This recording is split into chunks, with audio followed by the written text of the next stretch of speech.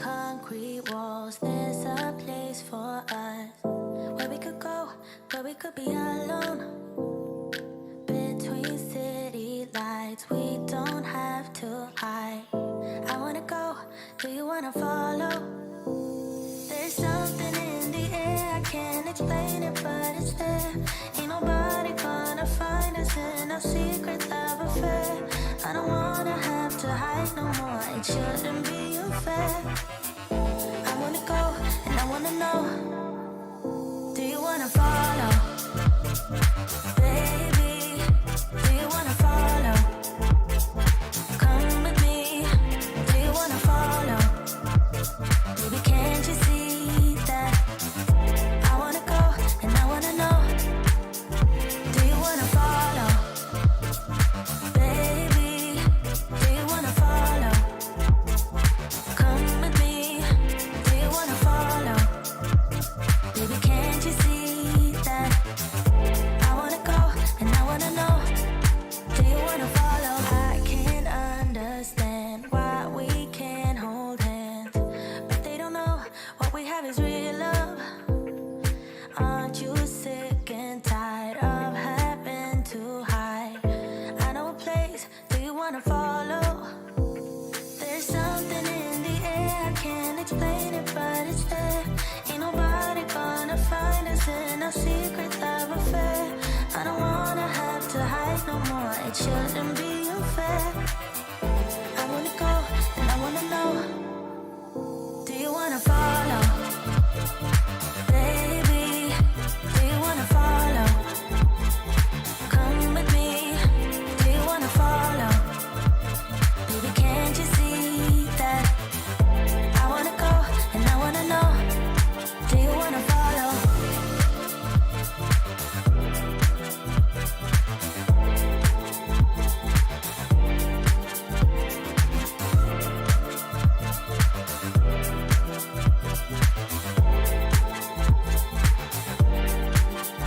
Do you wanna follow? Baby, do you wanna follow? Come with me, do you wanna follow? Baby, can't you see that? I wanna go, and I wanna know, do you wanna follow?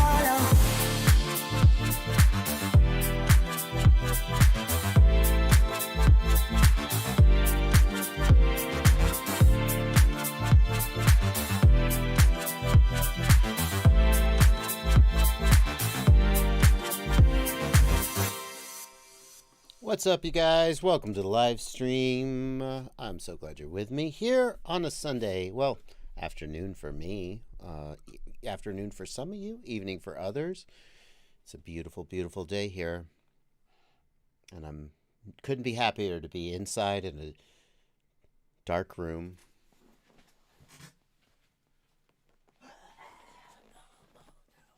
No, who needs sunshine? Who needs sunshine and pollen? Mostly pollen. Who needs that? We don't need that. Oh, that's going to drive me crazy. Hold on, I got to fix that. Okay.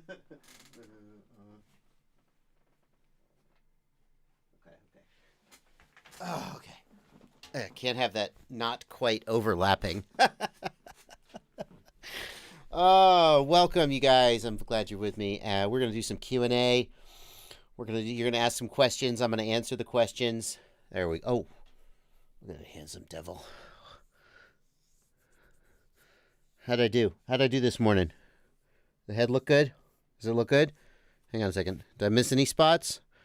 I don't think so. I think we're looking clean, boys. We're looking clean. We're ready.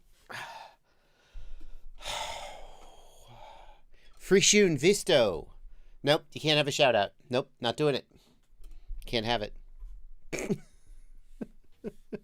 I'm going to be taking your messages here, reading your messages, answering your questions. I'm going to be taking messages over here from these beautiful, beautiful. Who could be better than these people? Oh, just by a little bit. Just by a little bit. My patrons over here on the Discord server. Thank you so much, you guys. Thank you so much. And, oh, Johnny D's going flying for the first time in 2 months after the live stream. Get it, Johnny. Get it. Get it. And Bright Sunshine in the UK says license to drive. Not possible. Not possible. It's cloudy every day in the UK, isn't it? It just rains and clouds. That's why you guys are so dour. You guys are so dour. Okay, have I said all the things? Oh, one last thing. If you want to hit the $, leave a super chat. $, hit the $, super chat, make a donation. I'll read your messages a little later in the stream and throughout the stream. I wonder if the chat's delayed. The Discord took a minute to start posting their gosh dang GIFs. Oh, hello. There we. What? Okay. That's beautiful. That's beautiful. Wonder where all the super chat money goes. I'm not saying. I'm not gonna say. That's an adult topic, and these are family-friendly streams. We keep them family-friendly so all the kids who are in FPV don't know what degenerates we really are. Some of us.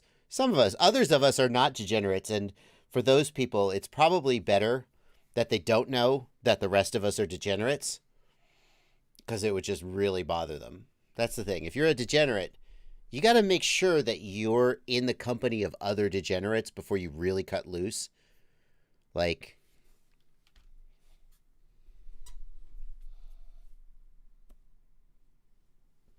I told my wife I was getting this shirt. I don't think she appreciated the humor in it. See, because it's a dog with a knife and it's a meme. And it says Thought Slayer. And I thought, it's kind of quirky and cute and funny. Maybe a little edgy. Slightly offensive, but, with a wink. Because there's a dog. The dog with a knife. That dog's not a Thought Slayer. He's not going to slay any thoughts. That's the joke. She didn't, it's not like she was offended. I don't really think she appreciated it when I was like, look what I got. Look what I ordered today. She was like, uh-huh. Are you? So now I'm wearing it for you. Now I'm wearing it for you. I should let you guys know, in case you're wondering. This comes from Sunblet. This is not a sponsored spot. I literally bought this shirt because I saw it on TikTok and I thought it was clever and cute, and I just thought it was funny. So I bought it. And then I literally did show it to my wife, and she was not impressed. And I was like, oh, I have to reevaluate my values. But then I was like, the live stream will dig it. And that just brought us to where we are. If you do like that shirt, the company is Sunblet. Sunblet.co. And they have a lot of funny, weird, clever, a lot of anime-inspired stuff, which I'm not super anime-inspired, but I am somewhat meme-inspired. So, you could just, see, anyway. Yeah, a lot of anime stuff. I don't really get any of these references. This probably super funny, super clever. Don't understand it all, at all. Anyway. What is kind of a live stream is this? What kind of a live stream is this? I thought we were here to talk about FPV. Get on topic, Bardwell!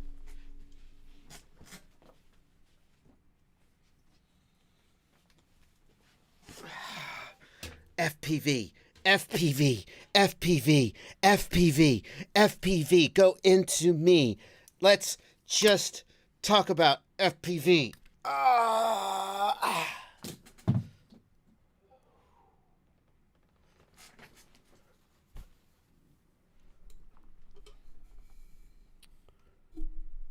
Why haven't I talked about EdgeTX 2.7? Why haven't I talked about EdgeTX 2.7? Ooh, Aerobrat. Very nice Aerobrat in the Discord. Hold on. Very nice Aerobrat. That's a beautiful desk. Bro, that's a beautiful desk, man. Aerobrat just posted this in the Discord. So my only complaint about this style of desk is when I looked at him is that the drawers are so thin because they're tool drawers, and I wanted deeper drawers. That was my only complaint. But that's a beautiful desk. I love that bench top. Gorgeous. That thing is never going to look this clean again in its life. It's not going to last. EdgeTX. EdgeTX 2.7 is out, and someone in the chat wants to know why I haven't talked about it yet. Just, you know, there's a lot of shit to talk about. That's all. Just haven't gotten back to it. What's in EdgeTX 2.7, though? Let me see. Releases. Black Pearl. Ooh. I wonder if that's a subtle call out to Johnny Depp and the Johnny Depp Amber Heard trial. They named it Black. They probably named it Black Pearl months ago. What do they got? EdgeTX 2.7. Anything exciting in this release that I'm gonna wish I had covered? Let's see. Oh, that's a big deal. You can set the ADC filter at the model level instead of the radio level, so you can have it off for multi-rotors and on for servos. That's nice. Support for Ghost 12-bit mode. That's kind of cool, but that will be more relevant when people start running 1000 hertz sampling. For now, it's not like super relevant, I don't think. Lemon RX transmitter module support. I don't care. Serial driver rewrite. Kind of cool, but not like a, you know, groundbreaking. Custom throttle position for throttle warning for center sprung throttle. Nice. Mixer bars on edit screens. Jumper T Pro adds serial pass-through in order to update internal ELRS module. That's going to be a big deal for those who have a Jumper T Pro. Use function switch LEDs as a charge level indicator when charging. Kind of nice. Nirvana option. Is Nirvana fully supported yet? That would be a big deal. There's a surprising number of people out there still using the Nirvana. Does chat tell me, does EdgeTX 2.7 like fully, completely support the Nirvana now? I thought with 2.6 the support wasn't finished. I would say, to me, I would say it doesn't seem like there's a lot of like earth-shattering fixes in this one. Which is why, like, when 2.6 came out, I have to go back and remember what the earth-shattering fix was that made me, like, would be like, oh my god, 2.6, yay.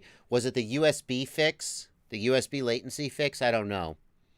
This one, like, well, I don't think I would do a release video about this because, like, I might do a release video about, like, a specific option that's relevant, just like a short video.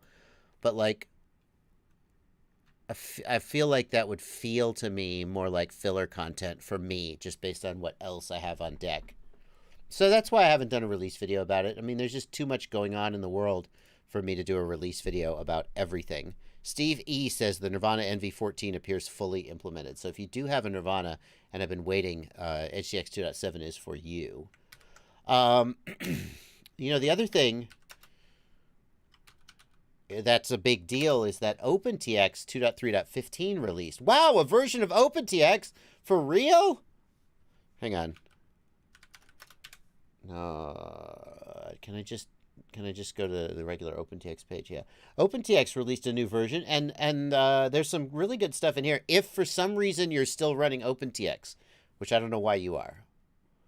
OpenTX, I mean, cool. If you're still running OpenTX, you haven't switched to EdgeTX for some reason, I guess. But it's very nice that OpenTX is like, oh, hey, we still exist. Look, support for Express LRS and multi-version in the Radiomaster Zorro. Jumper T Pro, different support. Add additional information like mixer rate or link speed in the model setup. That's kind of cool. You can invert the rotary encoder direction. So if your jog dial doesn't move the direction you think is intuitive, you can flip the jog dial direction. Various things, various good stuff. Good stuff. Some little stuff, but also some good stuff. So very nice that 2.3.15 is here. OpenTX is still out there doing their thing. So that's cool. Rocket says the only issue with the Nirvana is power issues with no official fix. What power issues are there? I'm not up with this.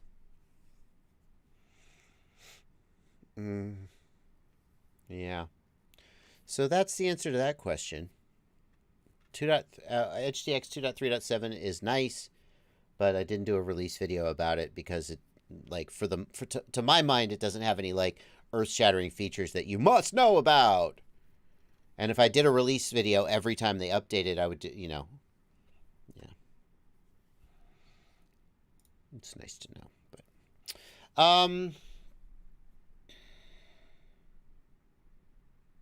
PDX FPV asks, PDX, any tips on how to mount the Caddx Vista antenna into the QAVS mount? I cut it down for better vibration, tried zip ties and hot glue, but it doesn't work well. PDX, can you share in the Discord a picture of your current situation so we have a better idea of what's going on? And we can make fun of your janky zip tie and hot glue set? No. I'll try not to make fun of it, but can you share a picture, PDX? That would be interesting to know. Oh, the Nirvana apparently does not output enough power. Can't go beyond 100 milliwatts on any external module because of that, and it won't fully power down the external module when off. That sounds like a real problem in the hardware design of the radio. Is that a software problem or a hardware problem, Rocket? It sounds like a hardware problem to me, but I don't know. There's a lot of interaction these days between the two.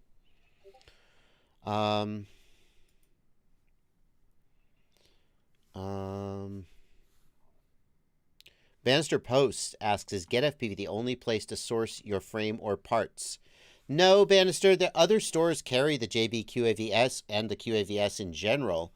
As far as getting a bottom plate cut, the DXF files are not publicly available. So if you were to get one cut, you would need to make your own DXF file, and people do that. Like that's not something that's completely unheard of. You just trace it and you import it and you draw it in whatever auto hardware, CAD, Fusion 360, whatever it is that you use, SolidWorks. Yeah. Okay, here we're back to this question from PDX FPV. Let's see what's going on. Because at PDX, I wanted to see specifically what mount you had. And I recognize this mount. So this is the mount for the JB QAVS. The problem is that your... where did you get that antenna? Where is that? Did that antenna... So normally the Vista antenna that's designed to work with has a plastic... Hang on, I literally have my quad here. Here it is. I literally have it right here. So normally that has a plastic tube right here that mount is designed to. That's not the exact same mount that I have, is it? But that looks like the plastic tube goes down in the mount, and then it looks like yours is designed to take a zip tie around it to hold it in place. Why does yours not have that plastic tube? That's what you're missing. So you have an antenna that has a UFL coming straight out of it. PDX says I cut the tube off so I could get the antenna closer to the frame. At that point, what you would do, if you want a frame mount for a stubby antenna, you would need to design or build your own. I don't think you're going to achieve anything good with hot glue, and you would need to design a 3D printed mount. So, for example, I'm going to see if I can find a picture for you.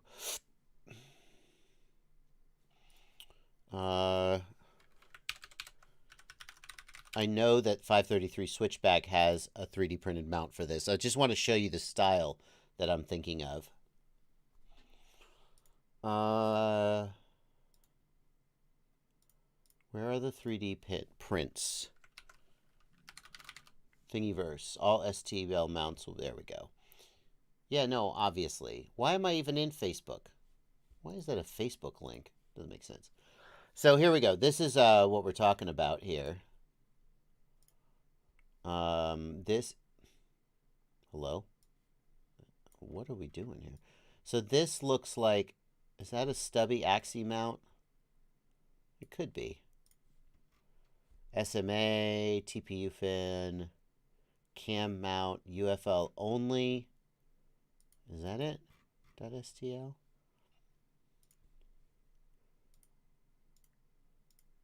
That looks more, maybe that's more like it. Can we just see a picture of the actual... Oh, man. Well, anyway.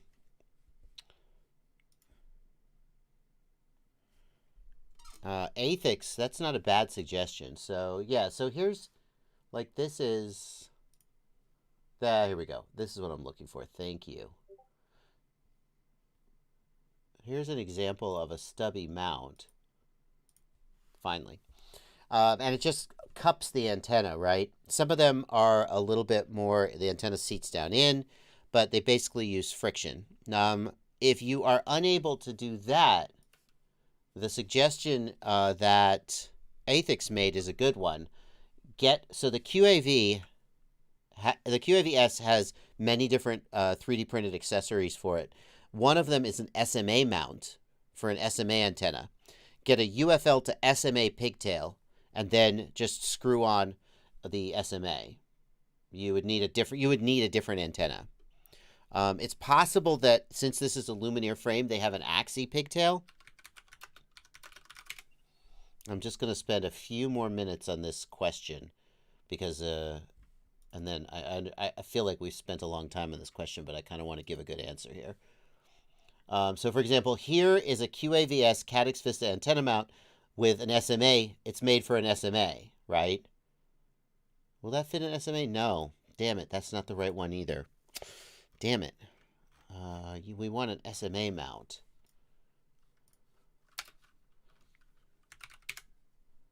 QAV-S SMA. Search. Like here's one here. This one doesn't impress me very much. It looks like a pretty crude design, but it would get the job done. Here's more of an example of what I would be talking about. Oh, that looks really good actually. That looks very close to what you're looking for, doesn't it? That actually kind of looks like your antenna, doesn't it? That's pretty close. So this is the kind of thing that I think you're looking for. I'll put this link in the Discord for you and so you can explore if that's what you're looking for. The right way to do it if you want the stubby is to get a direct UFL connection and just mount it kind of like this. That, I can't tell if that's your exact antenna, but damn, it looks pretty close. Anyway, there you go. Good question. Oh, Bannister Post, thank you for sharing this link. We'll just throw this up as well. Here's another example of an SMA connection that might work better. Just put a stubby on there, though. So, all right. Enough about that question. That is long enough. Let's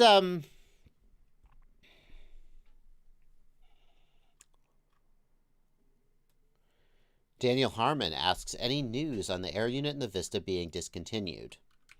Yeah, we covered that on the news, on the FPV news last week. Caddx says they're not discontinued and that there's just going to be some supply disruptions. Oh, Aber the Ham looks very... So Aber, the only concern I slightly have with this style of design is that completely covering the antenna in TPU is probably affecting its propagation, at least somewhat. And maybe it doesn't matter.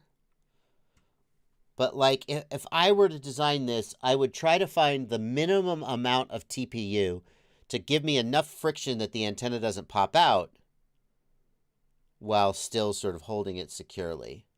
but I'm nitpicking. I'm really nitpicking.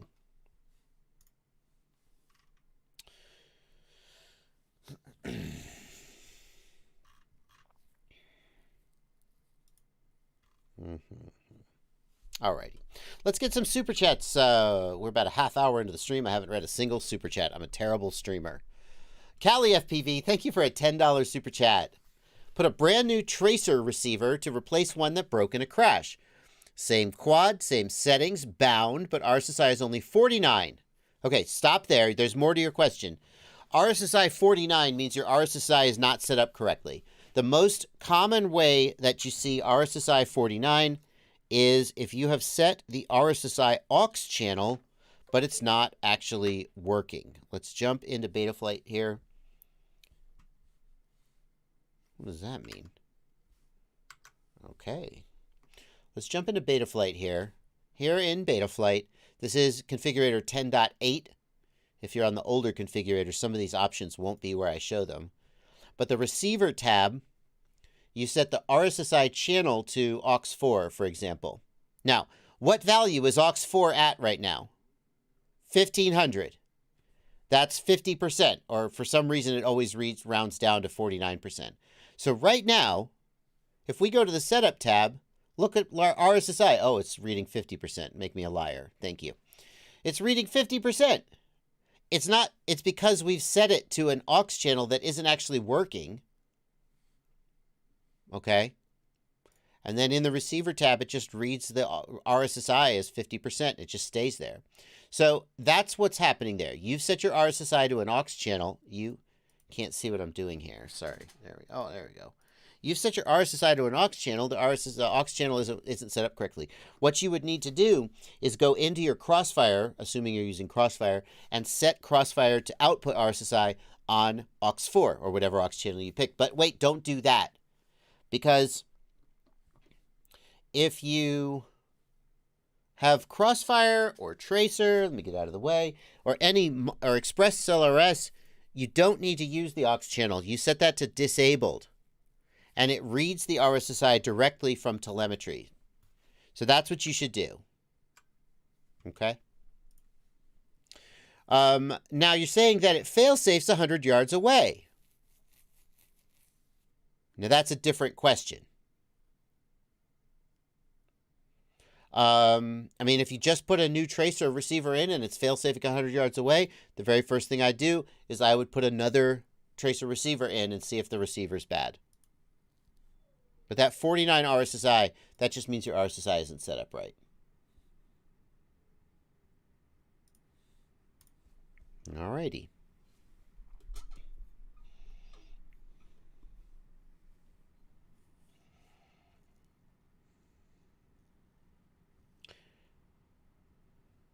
Tracer sucks, says 661FPV. Yeah, but it still shouldn't fail save 100 yards away.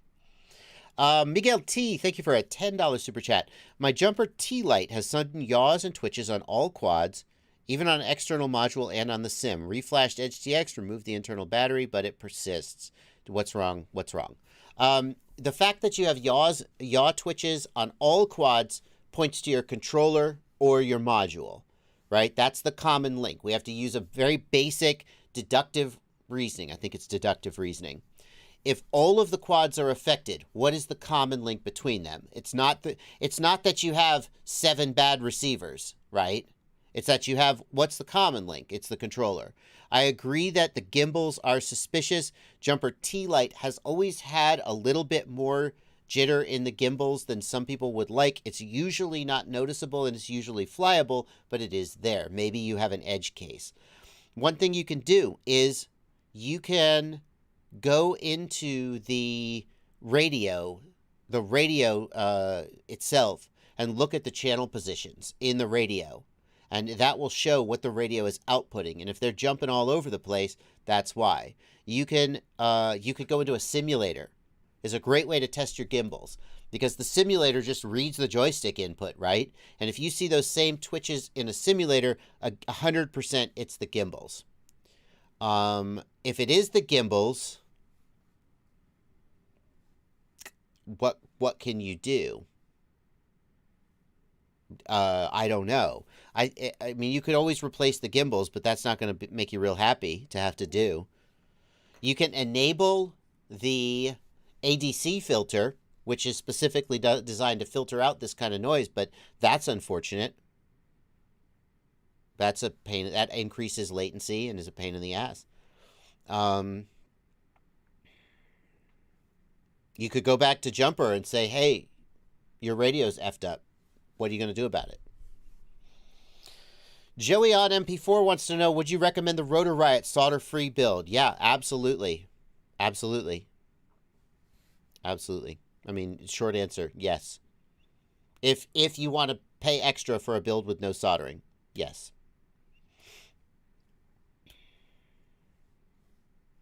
Paris Delaney wants to know, does the BMI 270 gyro not work on Betaflight 4.2? It's maybe. Paris Delaney. It's possible that it doesn't. Like, the only flight controller that used the BMI 270 gyro was the Brain FPV Radix line. And Brain FPV built their own targets. It was not part of the Betaflight code base.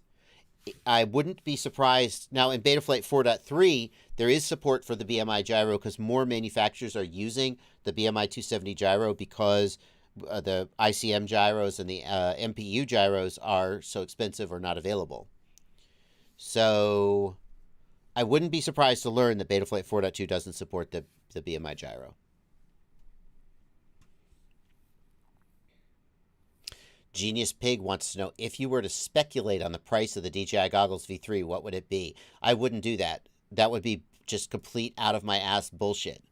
And I wouldn't do that. The world needs more informed commentary and less complete out of your ass bullshit.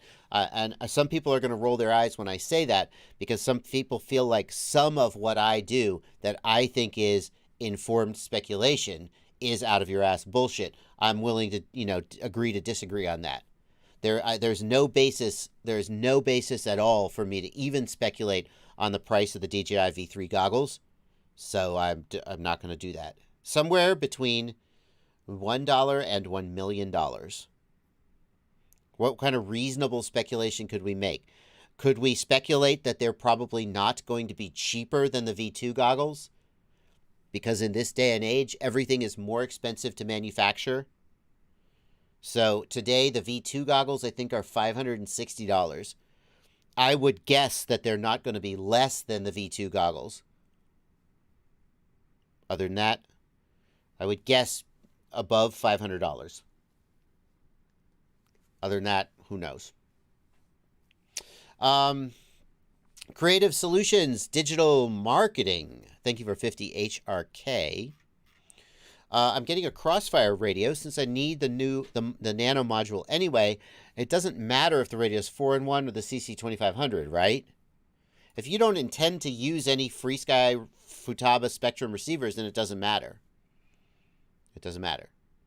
But at that point, why get a 4-in-1 module or the CC2500? Why not, I don't know. Yeah, doesn't matter. The only difference is the CC2500 can only do FreeSky and Futaba, I think, are the main ones. Whereas the 4-in-1 can also do FlySky, Spectrum, and more. Eat Your Veg FPV, thank you for £5. Can I please email you a link to a YouTube video for your opinion on my motor and ESC issue? I'd like to know before I swap ESCs. All right, I assume you've already done that. Eat Your Veg. I'm going to look in my email. I don't see an email there. How about here? You can always send me an email. I don't see that in my inbox, Eat Your Veg. So now what? You better get to it, Eat Your Veg. Todd Tube, thank you for a $10 super chat. Are there any negative consequences to adding too many capacitors to a circuit? I'm building a 12S. So Todd Tube, as you add more capacitors, the filtering, the low pass filtering of the circuit gets stronger, okay? And that's fine, because our goal when we're using capacitors to filter our power supply, our goal is to basically pass DC as close to pure DC as possible and remove as much of the AC component as possible. So since our goal is to pass pure DC, it's really not possible for us to overfilter the circuit, right? You can add, for power filtering, you can add as many capacitors as you want within, obviously someone will come up with a hypothetical situation where you have so many capacitors that it's a problem. But within any kind of sane range, you are not going. There's no negative consequence to having more capacitors. The only problem is size and weight. Okay, so just crank it up. Add them capacitors, baby. Now, if you are building a circuit that is filtering a specific frequency range. So, for example, if you're building an analog radio amplifier or an analog radio receiver that has to receive a certain frequency range, then it's very important to design the capacitance, the inductance, and the resistance of the circuit because all of those things will affect the frequency range in which the circuit responds. And having too much capacitance will detune the circuit and it won't work correctly. That's not the situation that we're in. For example, there used to be, there are times occasionally where you will put a capacitor on a digital signal, and that capacitor will round off the corners of the digital signal by removing the high frequency components. And if you have too much capacitance, that digital signal will be so distorted and rounded off that it will no longer be receivable anymore. Okay, but for power filtering, all the capacitors. Eat your veg. Eat your veg. Are you weird motor ESC issue? I think that's you. Eat your veg. Let's take a look at this video. Thank you for a $10 or €5, £5. There, we got it. £5 super chat. We're going to unmute the desktop. We're going to take a look at what's going on with this quadcopter. So no flying at all for me today, because if I arm this... Can I just say, love your rubber band technique here. Big fan of that technique. Big fan of that technique. Sorry, I've got 2 fingers that I need to arm. There we go. All 4 motors. And... Oh, yeah, that's... Okay, so here's what's weird about that. Normally, if an ESC is damaged or a motor is damaged, you'll get a stutter. It'll go whoop, whoop, whoop, whoop, whoop, whoop, and it won't spin.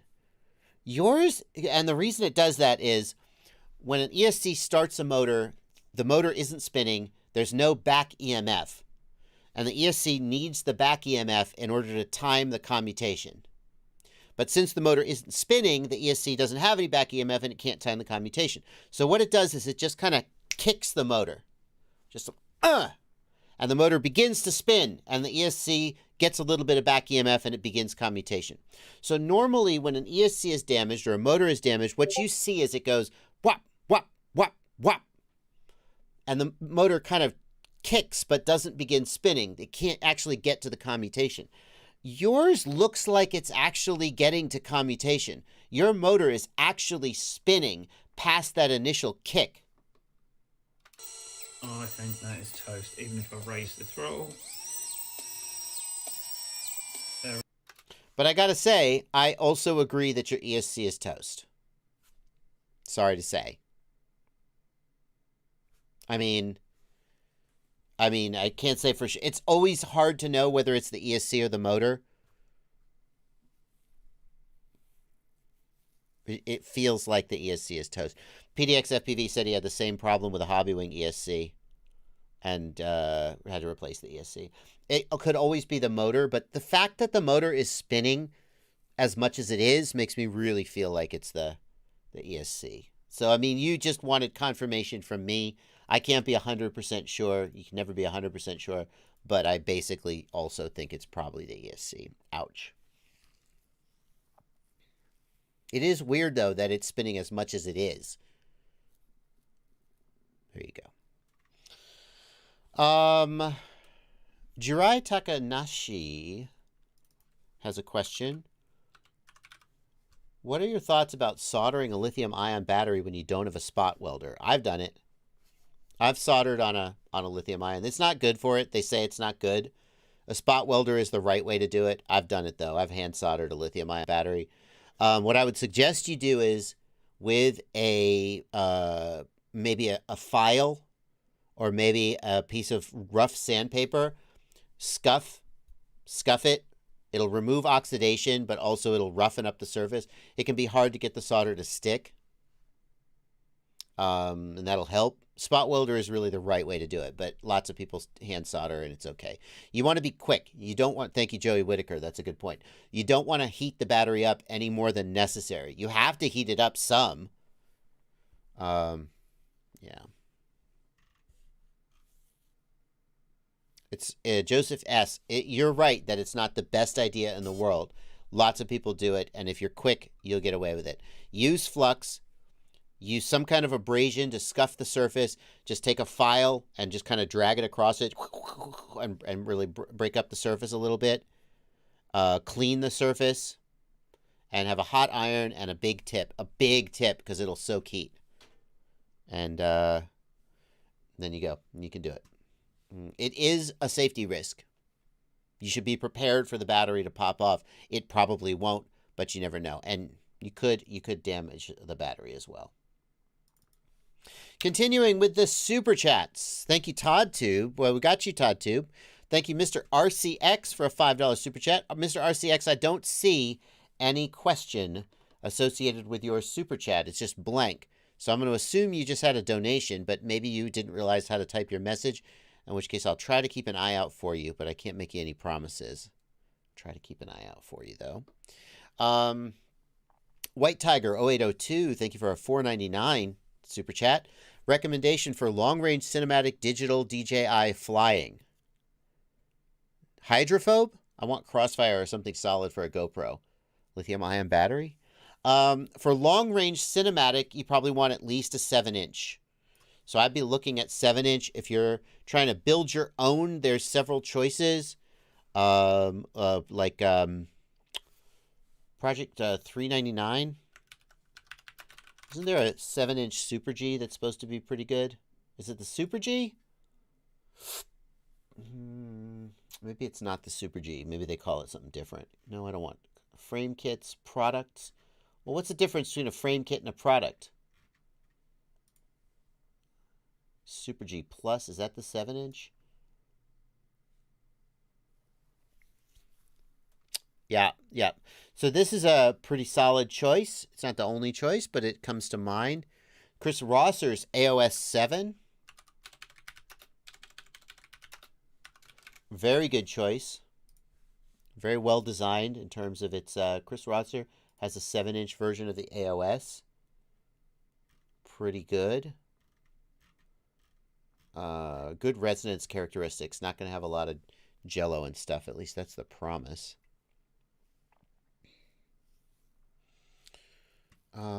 Jonathan Smith, DJI. Cadix says they are not stopping production of the air units. We'll see what happens. So those are some choices for a 7-inch frame. Hydrophobe.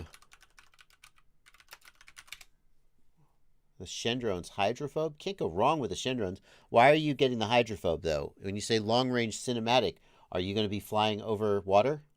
That's kind of weird. Also, the hydrophobe is a 5-inch.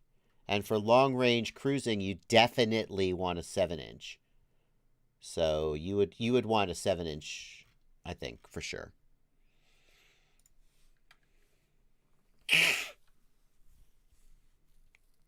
As far as lithium-ion batteries go, they do give more energy density and longer flight times at the expense of peak current. So Source One 7-inch, people are saying, is pretty solid. That's a good choice on a budget. Martin Wynn. Where are you? Where'd that go? I lost the message. Oh my God, we have so many super chats. Martin Wynn, thank you for a $5 super chat, or £5 super chat. Do you have any videos on multimeters, like to test if I have a dead motor or ESC? Yep, I sure do. I'm going to show a couple of them here. Martin Wynn.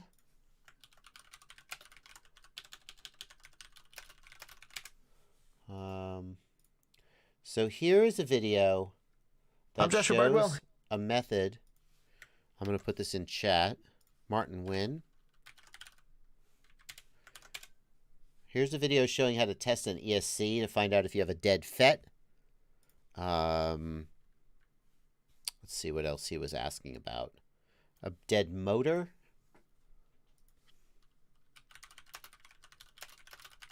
Here's a video showing how to use... hang on, here we go. Here's a video showing how to use... Look at that young, handsome fella. Here's a video showing how to use a multimeter to test a motor. That's a good one as well. You use a drill to spin the motor, and you measure the AC volts on the motor. And it tells you how much back EMF you got. Oh, man. Look at my room. Look how messy my room was. Wow. Oh, I remember this microphone, too. I haven't had that mic in a long time. My goodness gracious. It's been so long. And all those quadcopters back there. Man, oh man. Come a long way. Look at that camera. Oh, I still remember that camera. That was such a big expense for me, too. I spent like $300 on this camera at Best Buy one day. Such a big expense. Come a long way.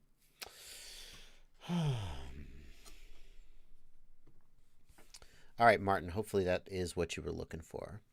T-Bird FPV, thank you for a $10 super chat. Looking at the GoPro 10 bones, is the power wire just a 2S balance plug? I would like... No, it is not. It is definitely not. It's like a JST GX or something.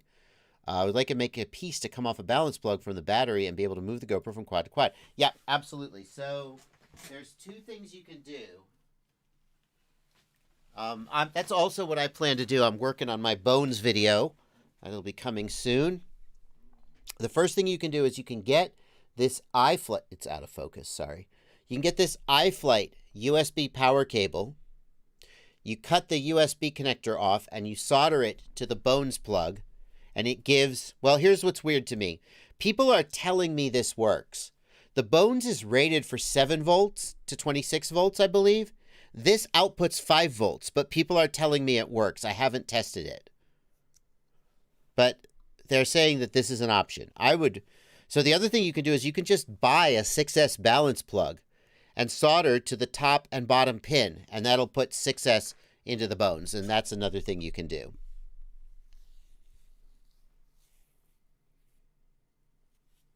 Crazy Car Channel, I think the Darwin FPV Baby Ape is worth it. And the Pro version is definitely worth the extra $10. There are people out there, and they leave comments on my Baby Ape video saying, I bought this thing, and after 5 flights, the ESC died. And I struggle with that. Before I did the review of the Baby Ape was out for months before I reviewed it. And part of that is just because sometimes I'm slow, but part of it was because I didn't want to recommend it if it was going to just be a piece of trash and break. And I waited. And Nick Burns left a very positive review and said he loved it. And I trust Nick Burns a lot when it comes to small quads. Nick Burns, he's a real expert on small things. Sorry.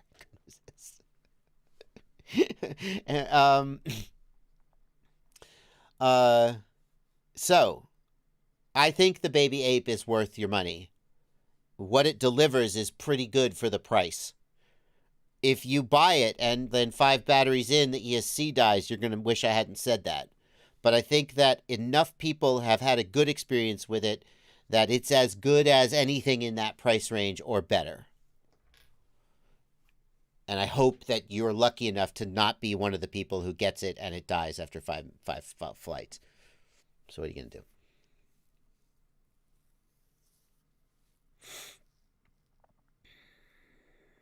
Skylar Little. I like your question, Skylar. Skylar Little says, I'm very new to the hobby. I'm still learning to fly indoors with the Easy Pilot Pro. I picked up the Nanohawk X as well. What would I have to do to use other radios and goggles? So if I understand correctly, that both the Easy Pilot and the Nanohawk have a FreeSky D8 protocol receiver. I think that's true, but I'm not 100% sure. If they both have a D8 style receiver, then all you need is any of these radios that have a 4-in-1 module can bind to them.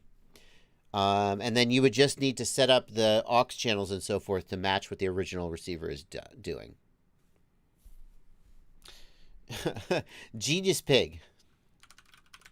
Why wait so long to talk about the GepRC Mark V? Was there something you were waiting for? No. Nope. GepRC sent me the Mark V a while back, and I just wasn't in the mood to review another bind and fly. I don't know. And then I looked at it and I was like, oh, this is pretty good. And then I started test flying it and liked it. I almost never succumb to the rush to review a product the day it releases.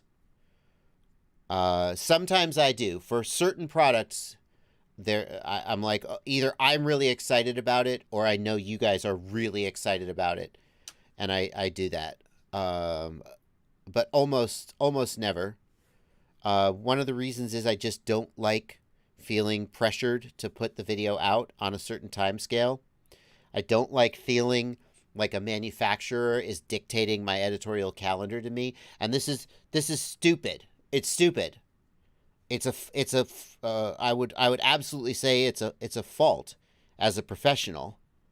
I'm being a freaking diva. I acknowledge that. If you look at the professional review channels, I watch Dave 2D, he reviews laptops. I watch Gamers Nexus, they review PC hardware. I watch Linus Tech Tips, he reviews PC hardware. I watch all these channels that review products, and duh, the manufacturer says, here's our release date. I watch Peter McKinnon, watch Potato Jet. They review cameras and other things. The manufacturer says, here's the release date for the product. And obviously, you're going to get your review out on the day of the release. Obviously, you're going to work around our schedule. Obviously. So it's not like there's some conflict of interest. When a manufacturer says we're releasing a product, will you review it? But I just don't like it. Sometimes I do. I always appreciate it when they send me product, except when I'm not interested in the product or when I just feel overwhelmed, like I have too much to do and there's a giant pile of products to review over there in the closet. And then I get another thing in the mail and I'm like, I don't care! I just want to make videos about Betaflight! That's what I feel the best about. I mean, I feel really good. I think the GepRC review turned out really well. I'm very proud of the quality of that content. I actually really am. I think it turned out really well. If we look at the analytics for my Betaflight video, this is my latest Betaflight walkthrough video. Analytics, pretty poor. Oh, I'm positive on subscribers. That's good. That's good that I'm positive on subscribers. I'm not always positive on subscribers for these. Some of them are negative. Here, let's try another one.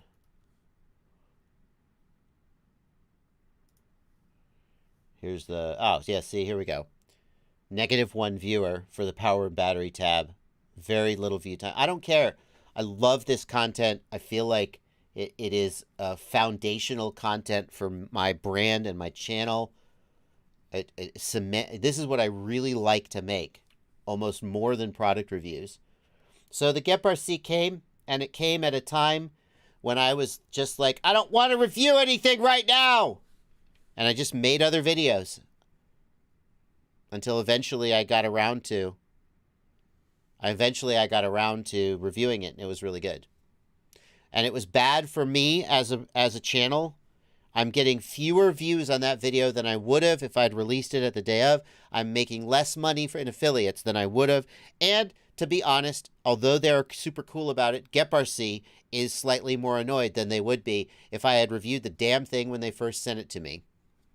So, but there you go. No, it's nothing about the GepRC. It is entirely about me as a person and a quote-unquote professional reviewer. Quote-unquote. Anyway. There you go. Got to do what you got to do. You got to, at the end of the day, if I don't feel good about what I'm doing, I mean, that's the one thing I get out of being self-employed, is I get to decide what I do and feel good about doing it, and not do it if I really don't want to. At least as long as you guys keep paying the bills. So sometimes a product comes out and I'm just like, meh, I don't care. I don't want to do that today. I'm going to make a video about Betaflight. Going back to the Super Chats. Let's go back to the Super Chats. Swift69, thank you for a $2 Super Chat. Creative Solutions Digital Marketing. Thanks for another 25 HRK. Thanks, brother. The Nazgul has Vista and Polar. Will the Zorro and TBS match the DJI FPV drone's range? Yes. Zorro, Express LRS, and Crossfire can absolutely outrange DJI, no question. DDOT, thank you for 2 Canadian dollars. How do I wire up 2 capacitors to my ESC? In parallel. So both of the positive legs and both of the negative legs go to the same place. I would use wire. I would use wire and like connect them to a different standoff or something. But yeah, the positive, so don't wire them in series, wire them in parallel.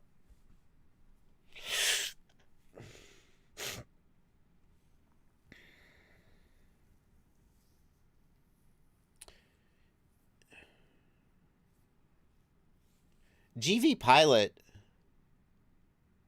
interesting. GV Pilot, that pin IO on the GoPro Bones, the yellow start-stop with the max rating of 5 volts.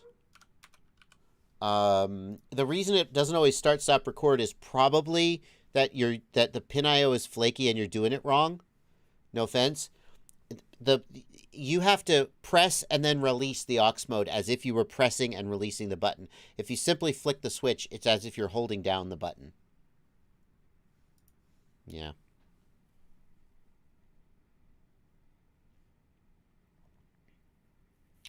Crabtree FPV, thank you for a $10 super chat. Just says you rock. Thanks, Mike. It's always good to have your support, man. Coelho FPV, thanks for a $10 super chat. Blunty pointed me to your resource remapping vids. Great vids. Thank you. Thank you. That means a lot. Jim Pratt, thanks for a $5 super chat. Any out-of-your-butt speculation on when the Radiomaster V2 TX16S radios will start shipping? No, I don't know when they'll start shipping. I'm sure that Radiomaster is working as hard as they can to get them out as fast as possible. There have been lockdowns in China that are affecting it. I don't have any. I asked them and I was like, when do you think you'll start shipping? And they didn't give me a definitive answer. And I was like, okay, I can read between the lines. So as soon as they can, but no, I don't have a date. A versus B, thank you for a $10 super chat. What defines a toothpick? All up weight or size? Is the Omegod 250 or a 5-inch micro apex considered a toothpick? A versus, I'm going to give you my answer. I think a toothpick is around 3-inch props. Has a like a symmetrical X-style frame. Has a vertical stack with the camera on top. And is around 100 grams. So for example, is the Beta FPV HX115 a toothpick?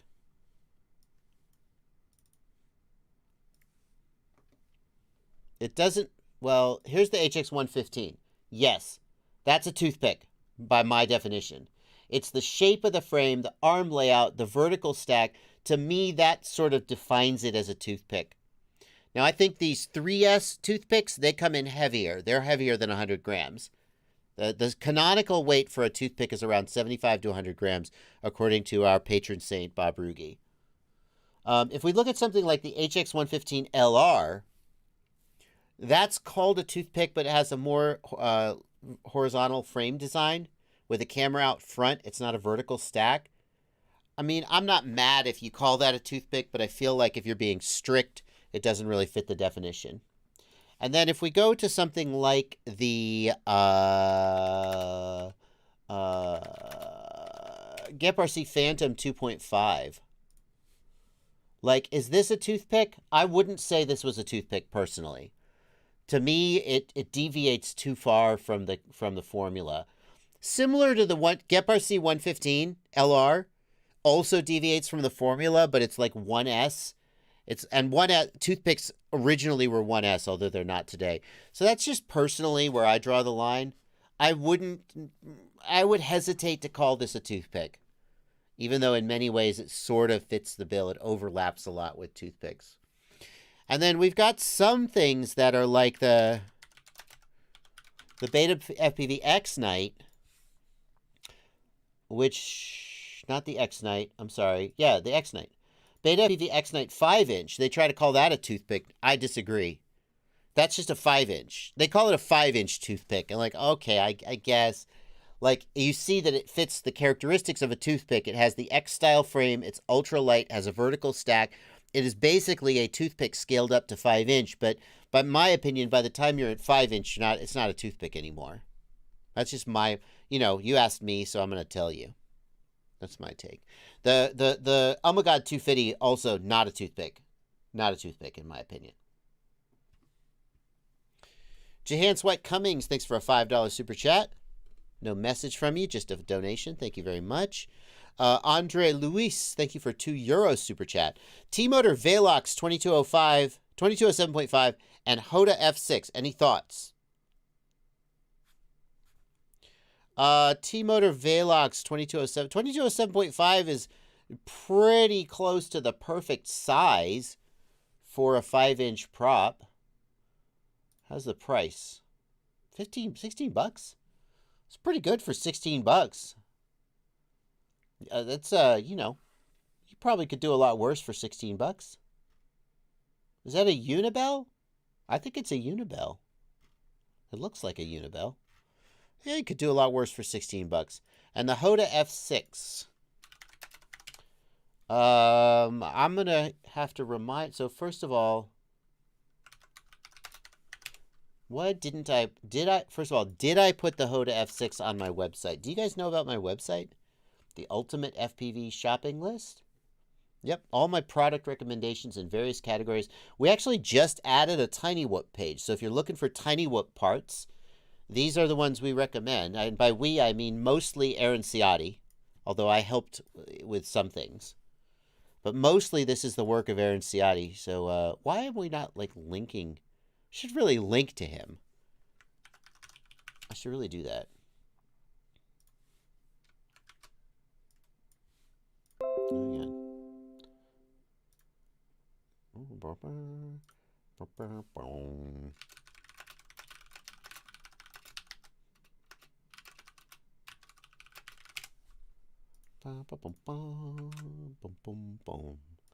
There we go. Got it. All right, we'll make sure he's linked to. That's the least we could do. I also pay him for helping me. That's also the least I can do, just in case anybody thinks I'm taking advantage of it. So we're gonna look at the shopping list here, and I'm gonna go to look at chargers. And is the Hoda F6 on here? Yes, it is. Okay, great. Because I recently went through a big spreadsheet that I made of all the chargers that were sort of out there, and then rejected most of them and picked some new ones. I updated this page recently, and if the Hoda F6 hadn't made the cut, I might not remember why, but there would be a reason. But the Hoda F6 is on my website, so here are my thoughts about it. And Andre Luis, that is that. Apologies, you guys. Riet9 wants to know who the Discord notifications are coming from me. I had my desktop unmuted because we were watching a video and then I forgot to mute it again. Apologies for that. Victor Hugo Perez Villa, what do you think about the Colas frame from Axis Flying? Axis Flying asked me if I wanted to review this. Do you guys think I should review this? I said I didn't think I was that interested. Because I hate everything new and different.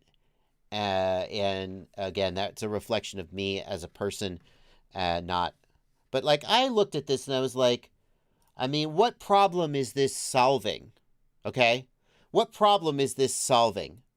Other than the problem of, I want to make a cool frame that people will buy. Which, okay, that's valid.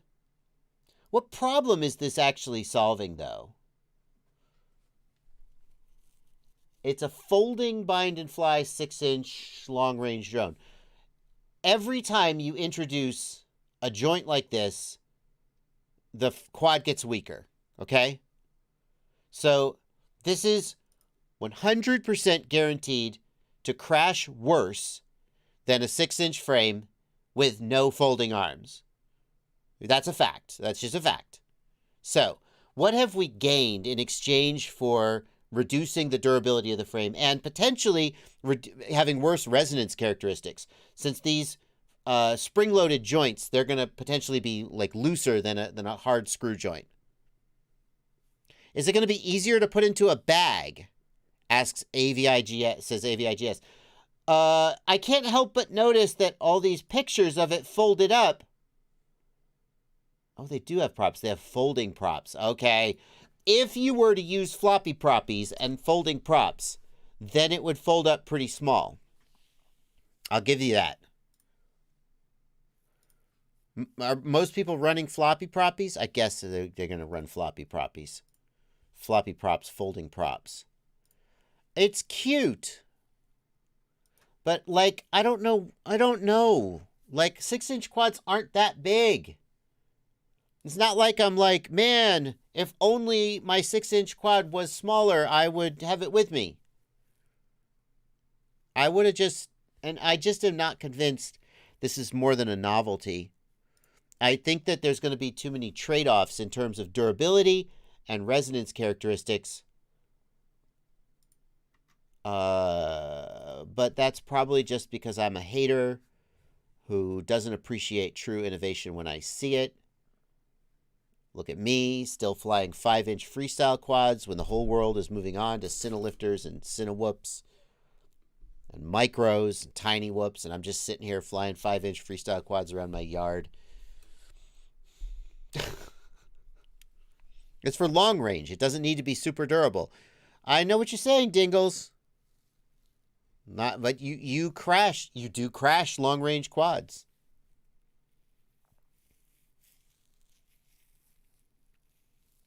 Fly it and crash it, then you can say how bad it is. Ulf, I've been doing this long enough that I feel like I've earned the right to make some, like, educated guesses. The thing is, it's not like there is zero cost for me to try it.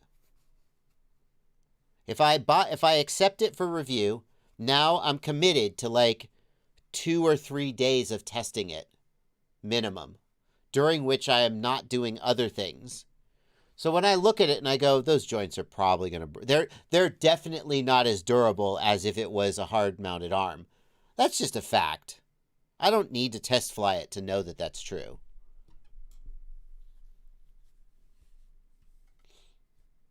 Like, if there was all the time in the world, then I would test everything. But since there isn't all the time in the world, you gotta... Anyway, I'm sure some people are going to think it's cool.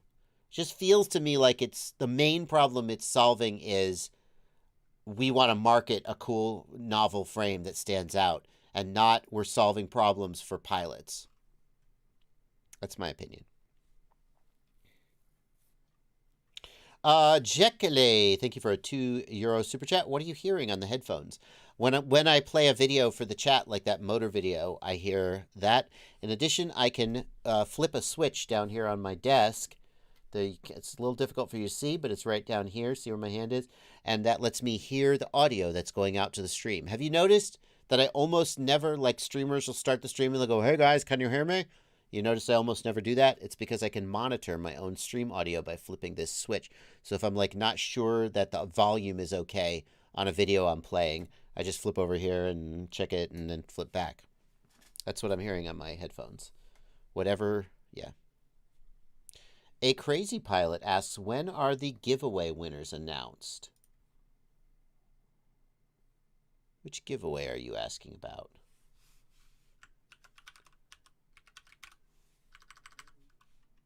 The new product roundup?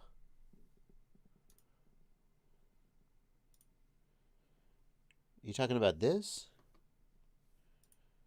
When are the giveaway winners announced? They were announced 5 days ago in a pinned comment below the video. Oh, it's not. Is it pinned? It's not pinned. Okay, I confess it's not pinned. It should still show up at the top, but it's not pinned. They were announced 5 days ago. That's the answer.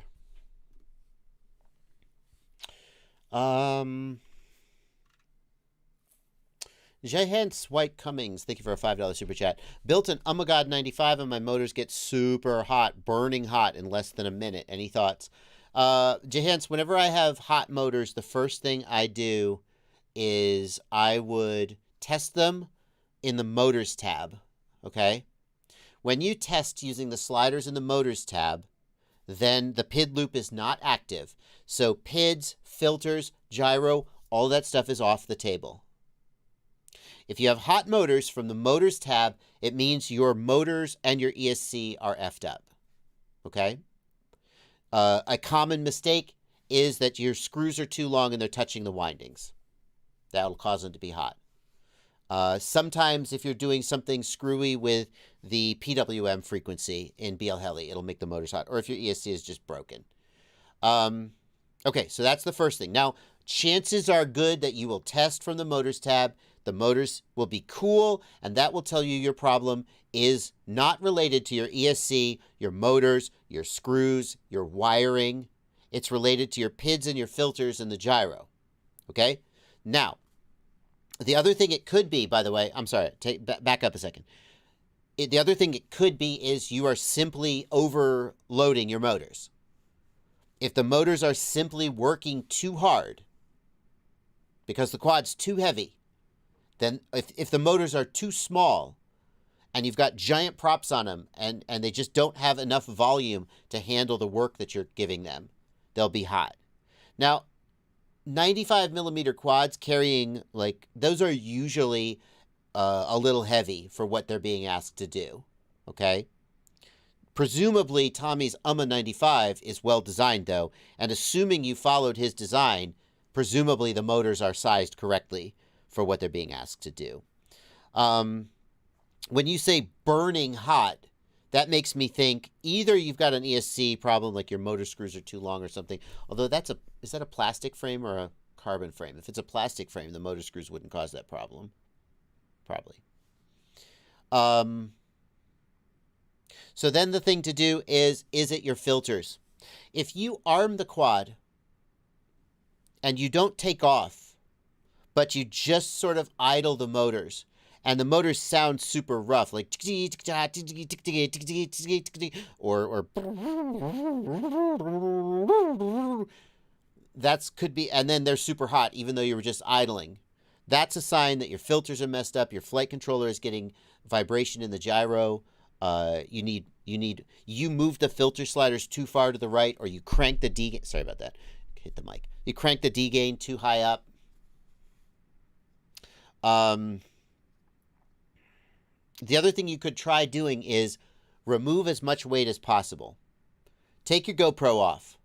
Use a really small, lightweight battery and fly it and see if they're super hot. And that'll tell you if you're overloading the motor. Those are some thoughts about how to approach that problem.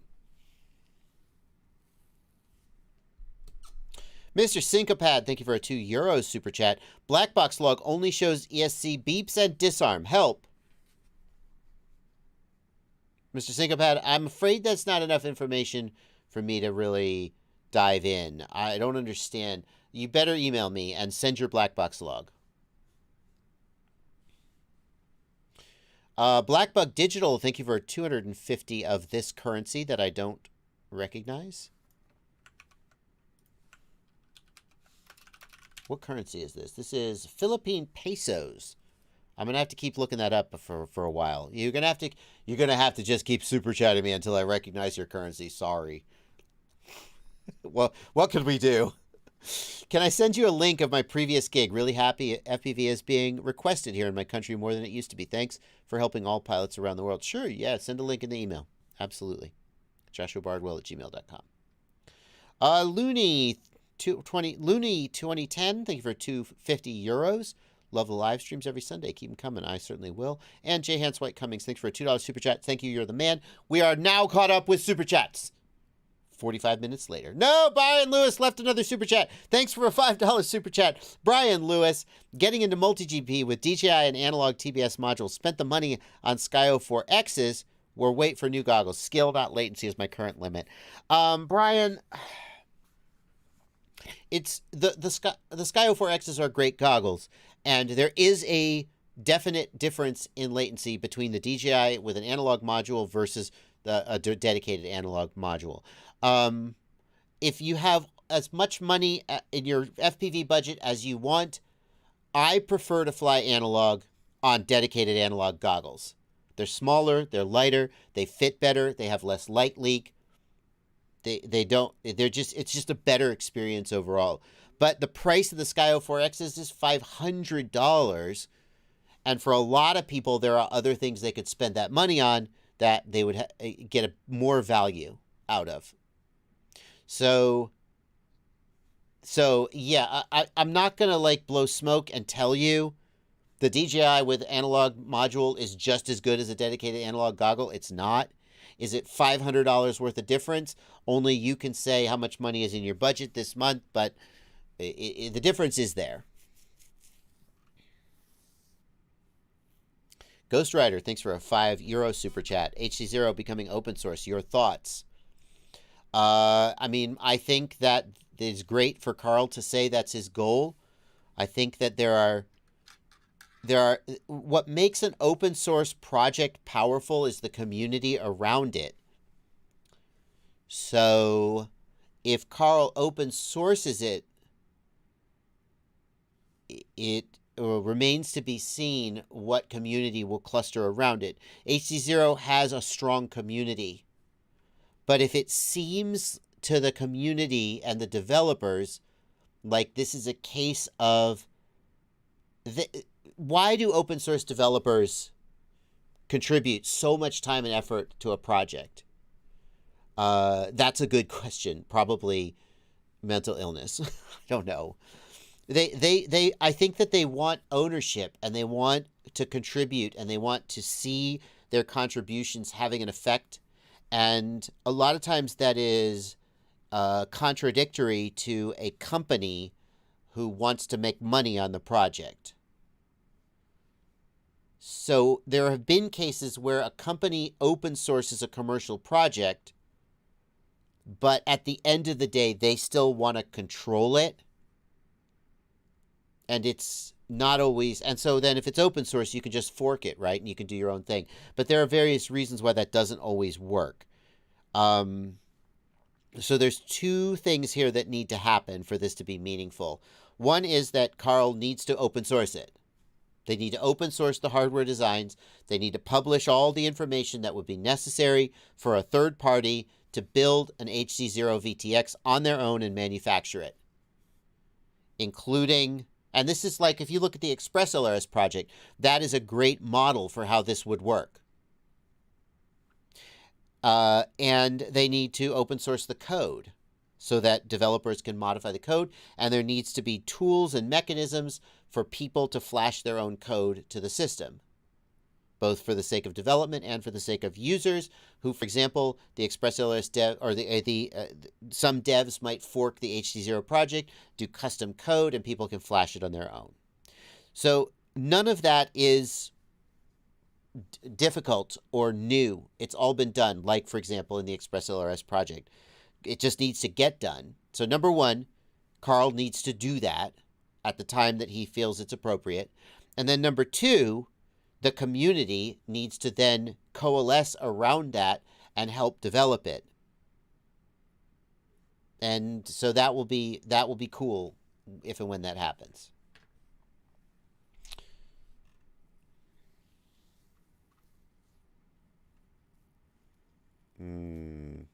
GV Pilot, did I miss your super chat?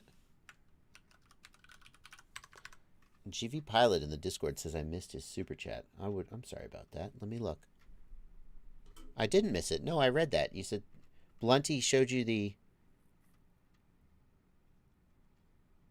Where is it? GV Pilot. I don't see a $10 super chat from you, GV Pilot. GV Pilot, I don't see a $10 super chat from you. At all. Sorry, man. Drew Abbott, thank you for £1.79. Apparently I missed your super chat. Did I?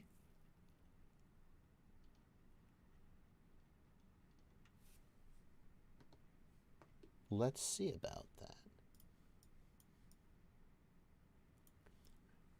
Let's see. We're going to Drew Abbott.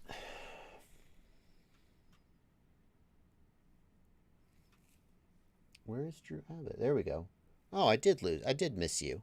Oh, and Coelho FPV, I missed you too. How did that happen? Oh, well. Coelho FPV, thank you for a $10 super chat. The Holybro Kakute H7 Mini comes with PinIO1 B11 mapped, and PinIO box equals 40, 255, 255, 255. So user box 1 is defined to B11. How do I find which pad B11 is mapped to? That's difficult. So the actual answer, you're not going to like this answer.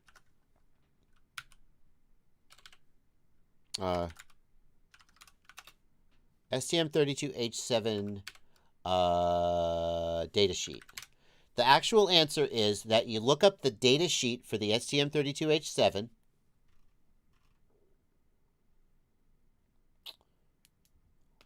It's going to be a PDF. Where's the datasheet? Where can I download the actual datasheet? Overview, product selector, documentation, datasheet, H7. Have we got H7? No, that's M7. Come on. Cortex M7, which of these is the right one? And none of this, I don't know which of these is the right one. I'm lost. I'm sorry to say. We're just going to pick one. We're going to pick one and see what we get. H747XIG. So then what we're going to do is we're going to look. We need to have the data sheet for the right pin descriptions. That's what we want. Pin descriptions. Okay. Where's our pin out? Here we go. Bingo. This is what I'm looking for. We find the pin out for the H7 chip. And now what we want to look for is B11. PB367, PB8, PB9. I'm looking for PB11. PA11, close. PA11, is that? No, you were looking for B11. PD, PB 15, 14, 13, 12, so close. PB11, okay. So here, you can't see it because it's behind my head. Here is PB11. This is pin B11 on the chip. Once you've identified that pin, you go with your multimeter in continuity mode. You touch that pin on the physical chip, and then you start probing all over the board to find which of those pins it goes to. That's a thing you can do. Now, the other thing you can do is you can go in and you can type resource and you can look at anything else that's on PB11 and maybe it'll help you. So, for example, Jeremy Stromso says that UART3 is on P10, B10, and B11. So they've remapped UART3, TX, or RX to PinIO. But I thought I'd show the long way of doing it, since a lot of people don't know that trick. Drew Abbott, thank you for 449 pounds. Sorry for missing your super chat. Apologize. I don't know how that happens, but sometimes it does. After updating my Mobula 6 to the new Betaflight, I lose VTX after 5 meters. Had a look at the VTX table. Everything looks okay in the CLI. So Drew Abbott, your VTX is potentially in pit mode. I'm going to guess it's in pit mode. Here's what I suggest you do.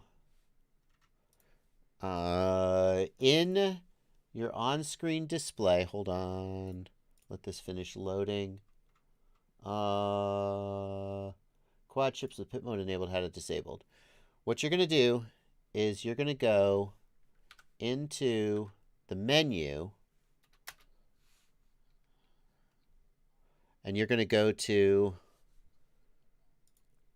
yeah, so pit mode is locked on. You're going to go into config and you're going to change the op mode from race to free, and then you're going to save and reboot. Okay, that is a way. If that gets changed to race, then it will stick in.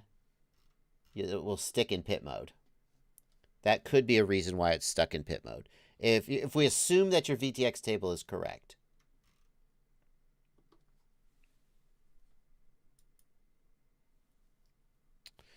GV Pilot, can we just go back real quick?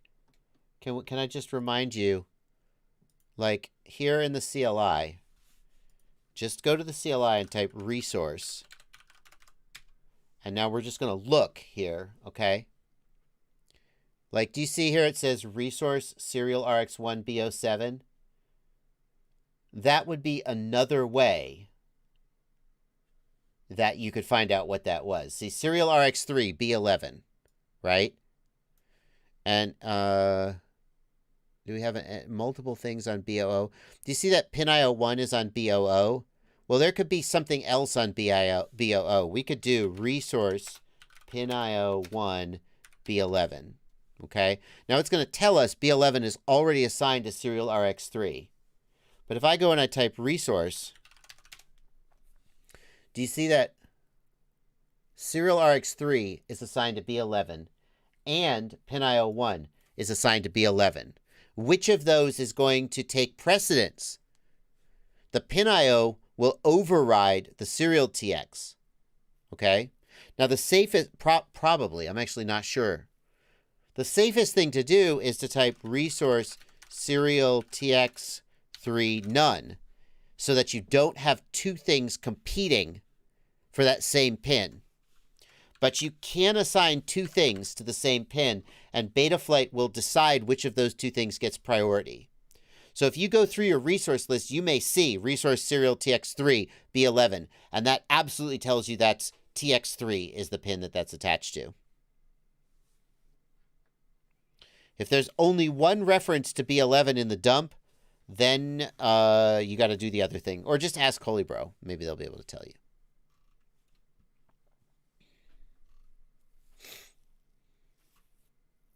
Have I missed any other super chats?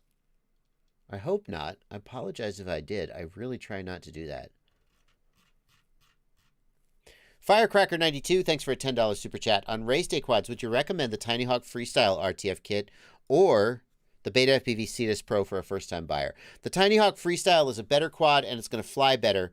The Cetus is going to be easier to learn on because it has like altitude hold. I would recommend the Tiny Hawk Freestyle, but it's going to be a little harder to learn to fly. Frank Faustino wants to know, is the Radiomaster Zorro ELRS good for long-range flights? Or is the 100 milliwatt output power potentially limiting? Is it? I thought it was 250 milliwatts. So Frank Faustino, first of all, pretty sure it's 250 milliwatts, not 100. Like, not 100% sure, but like 99% sure. The Radiomaster Zorro is good for long-range flights. The 250 milliwatt output power is, I don't think it's potentially limiting. And the reason is that if you go down to 50 hertz, if you insist on running at 250 hertz or 500 hertz for the lowest possible latency, then the range on the Zorro is potentially going to be less than like you could want, especially if your focus is actually on long range. But like a lot of people act like they're concerned about range and all they ever do is like fly parks. And it's like, you don't care about range. You're fine. But if you're truly doing long range, then why do you want 500 hertz? You don't need ultra low latency when you're flying long range. You can happily run at 50 hertz. And at 50 hertz, at 250 milliwatts, Express LRS will go, Wesley Vardy, how far will it go?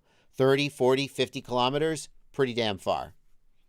So that 250 hertz output, for Express LRS, the only reason you really need 1 watt is, well, number one, if you just like big numbers and you, I need 1 watt, more power. Okay, I get that. I also identify with that.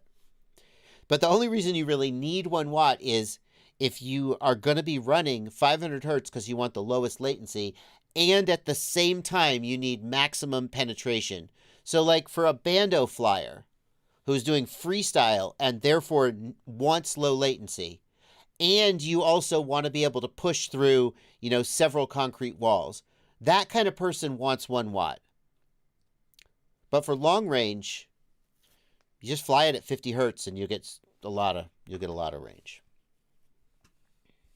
John Rose, I haven't skipped your super chat. I'm just working backwards. I'll get to you. Ghost Rider, thank you for a $10 super chat, or €10 super chat. Thank you very much. Midwest RC, thanks for a $5 super chat. Tips on running different ESC and flight controller combos. For example, I'm ready to hook up a Mamba F722 app to a T-Motor Velox ESC.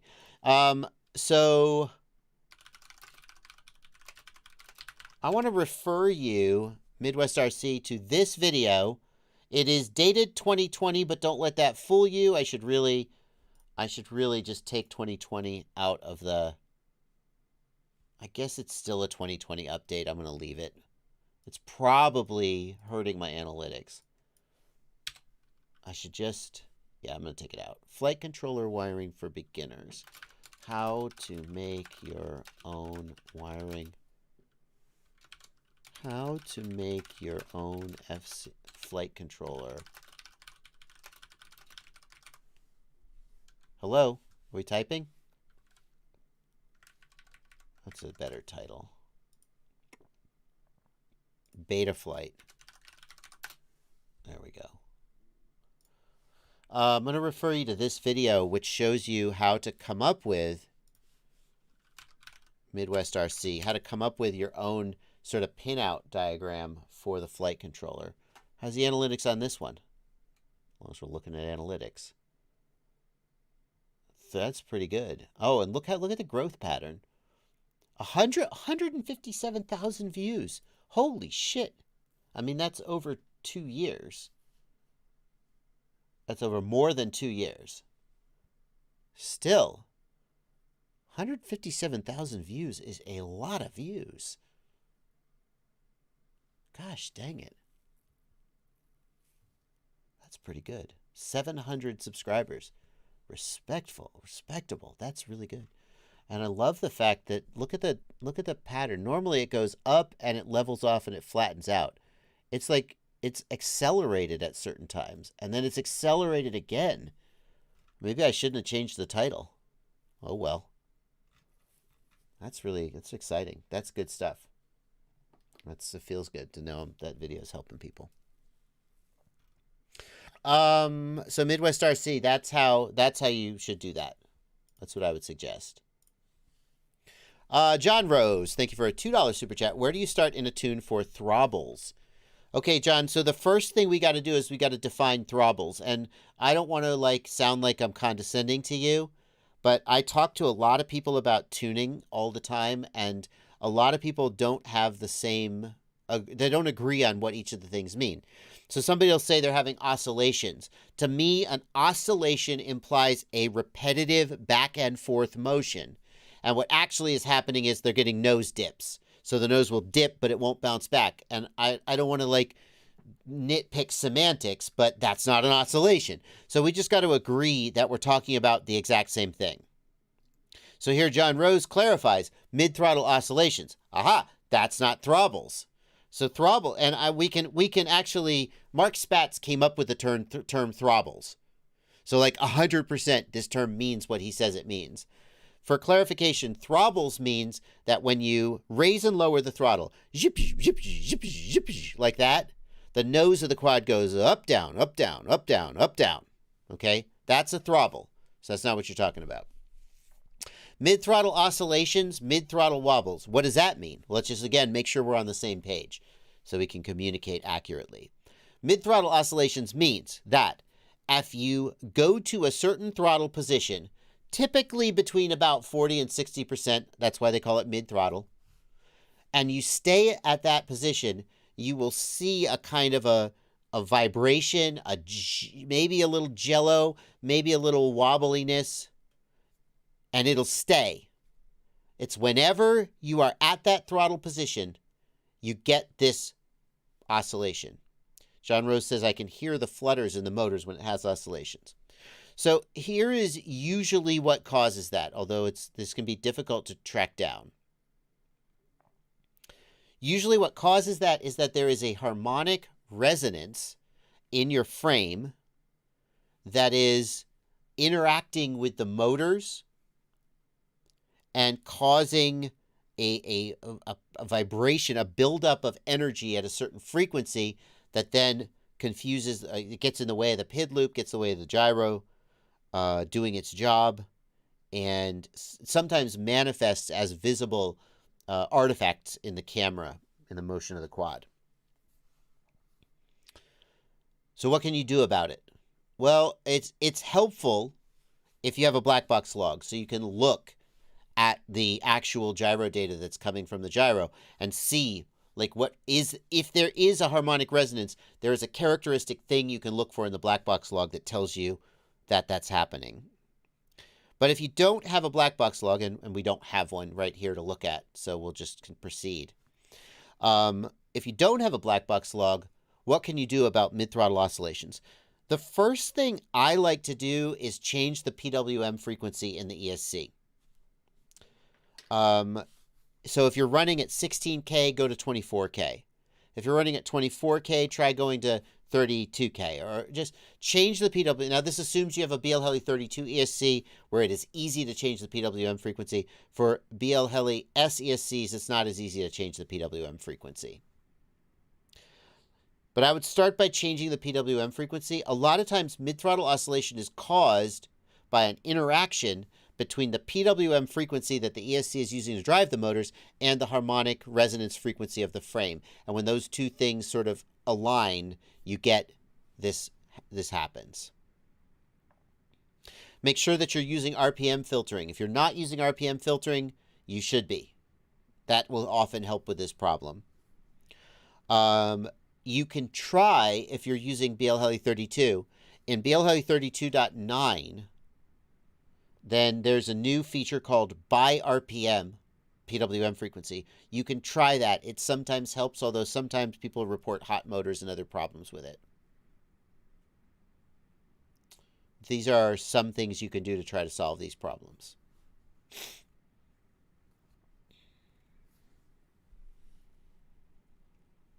And now, I think I'm caught up on Super Chats without having missed any. I hope.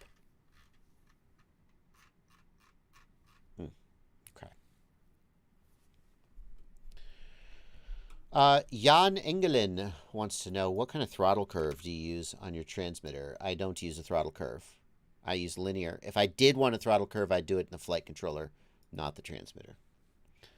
TS13FPV I just got a Hero 8 Black. What settings do you recommend for the best flight footage?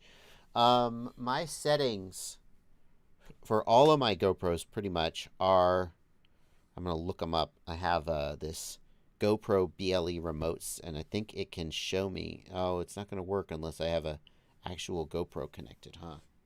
Am I able to look? I should know the settings. Let's bang them out.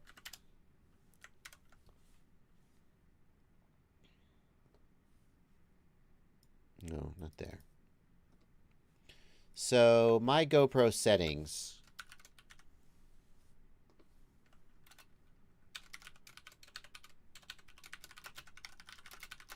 For freestyle.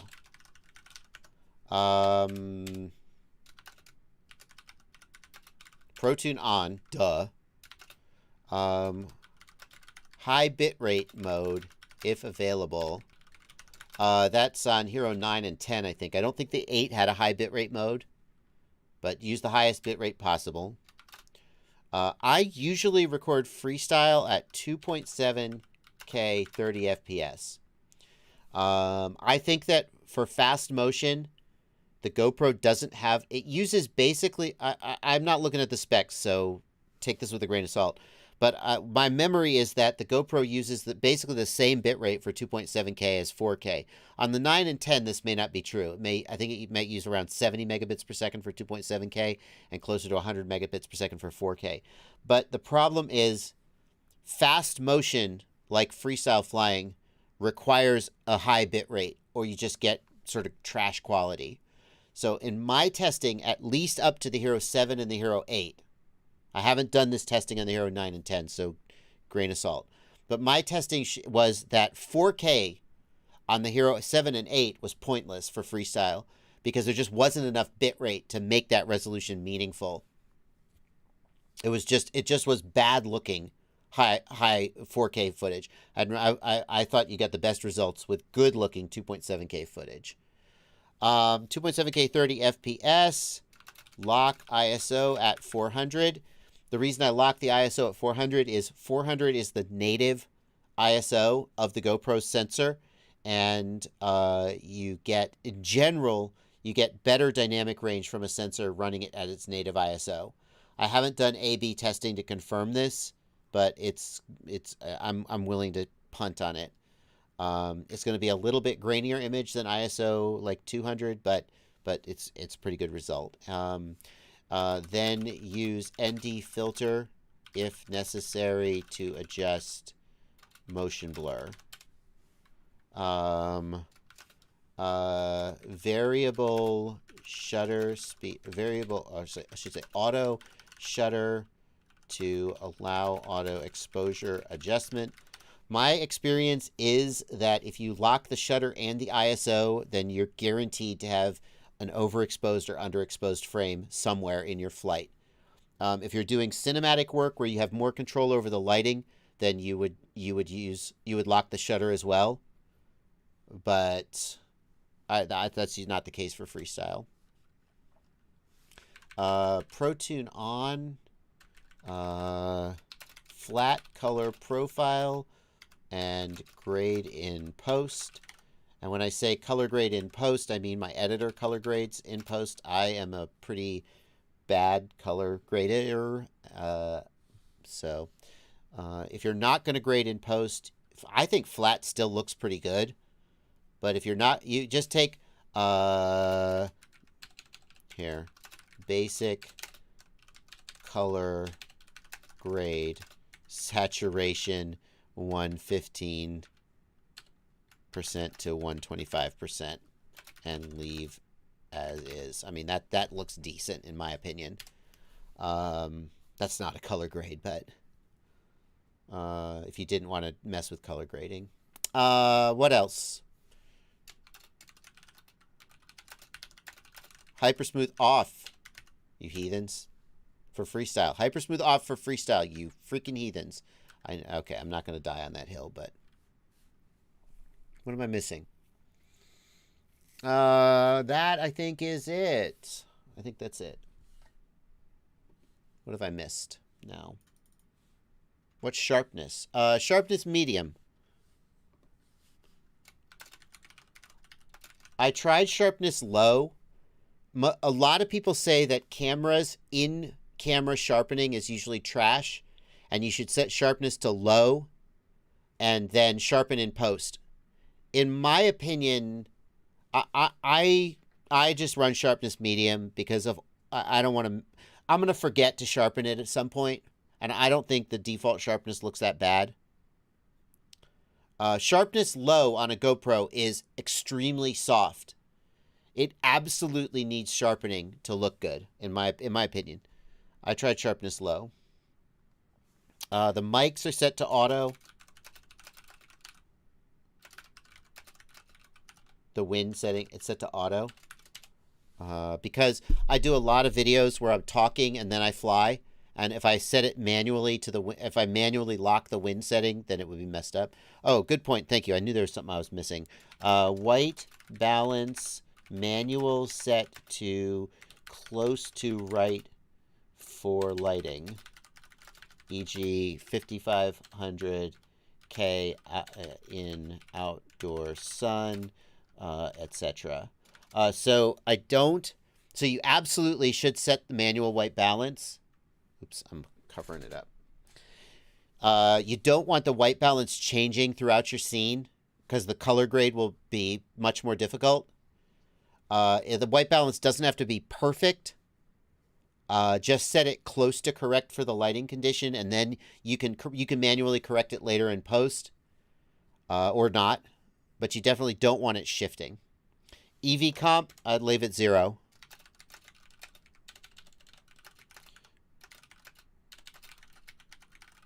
For 0 for most situations, I find it gets it about right. There are some situations where you might want a little bit of overexposure. The reason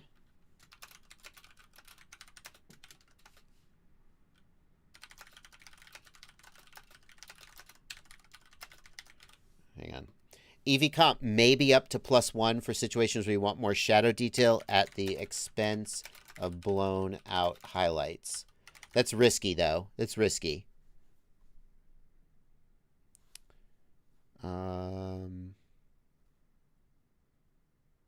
Yeah. That. What else am I missing? I don't think Is there anything else I've left? A lot of people wonder why you don't set white balance native.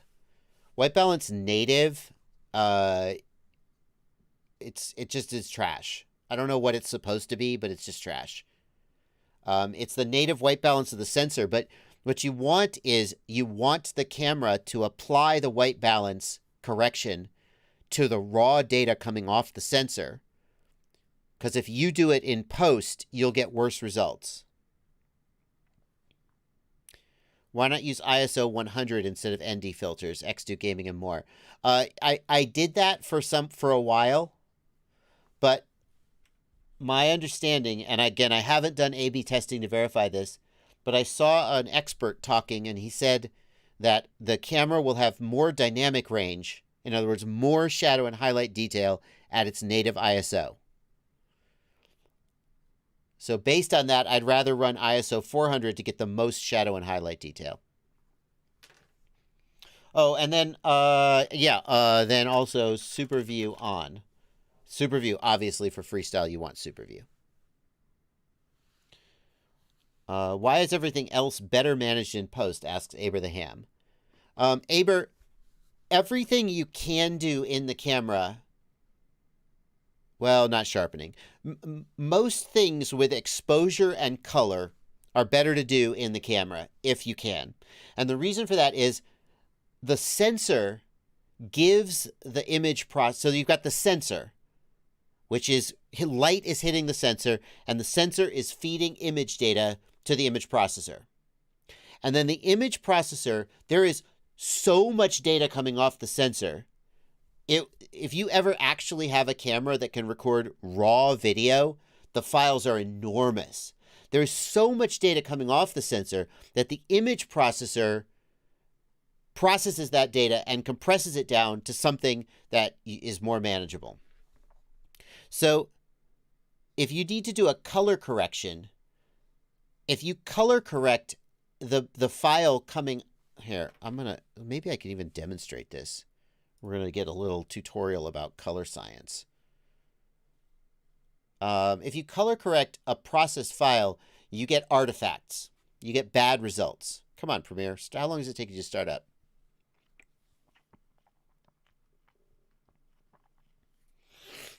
It takes forever. I'm going to try and show you an example of the problem. Here, GEPRC Mark 5.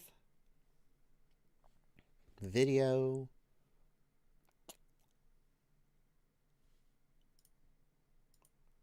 Any minute now that will open up. So here is, oh, this is a great example.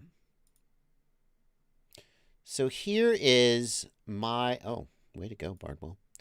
This is my Lumix camera, and if we look here, here is what that looked like coming straight out of the camera. Here's what it looks like coming straight out of the camera. And then here's what it looks like with a color grade on it.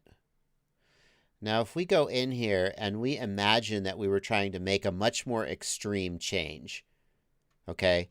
So the goal is to have the footage as close to correct out of the camera as possible and then work with it in post as little as possible. If I were to try to change the color temperature of this dramatically,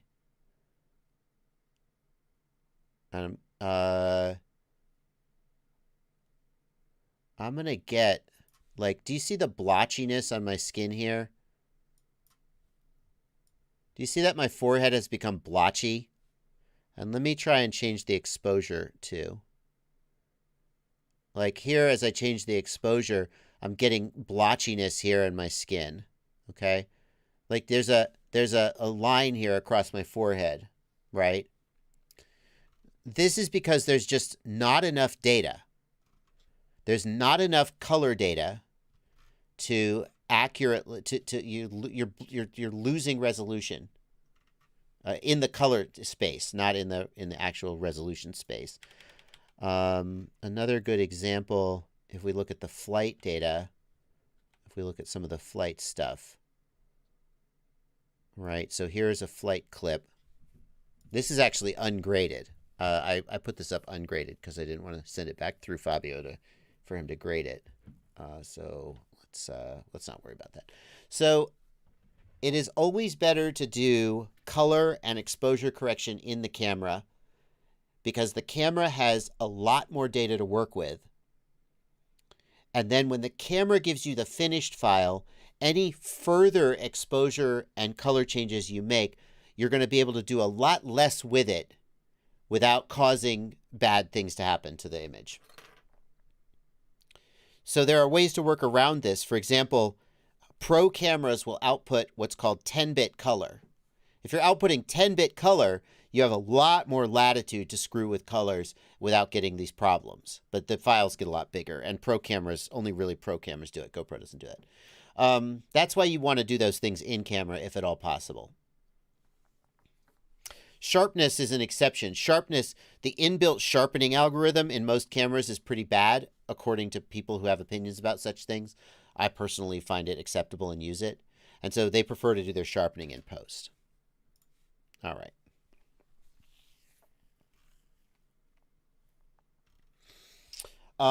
Okay. Are we caught up? Yeah. Well, I got a couple more super chats coming in. We're coming to the end of the stream. We've got about 5 minutes to the end of the stream. Jean-Andre Lier, thank you for 200 Norwegian kroner. Your content saved my Diversity Nano, but I also had to bind using Agent M for the receiver update. It failed when updating using the Tango 2. How did you update the receiver using Agent M? I don't have any thoughts about that, John, but I'm glad you got it working.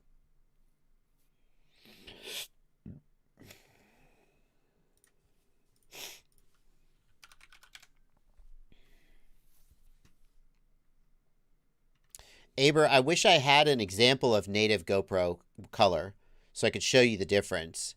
If you shoot in native and try and correct using in post, you're going to get much worse results than if you shoot with a mostly correct white balance. I got a post here from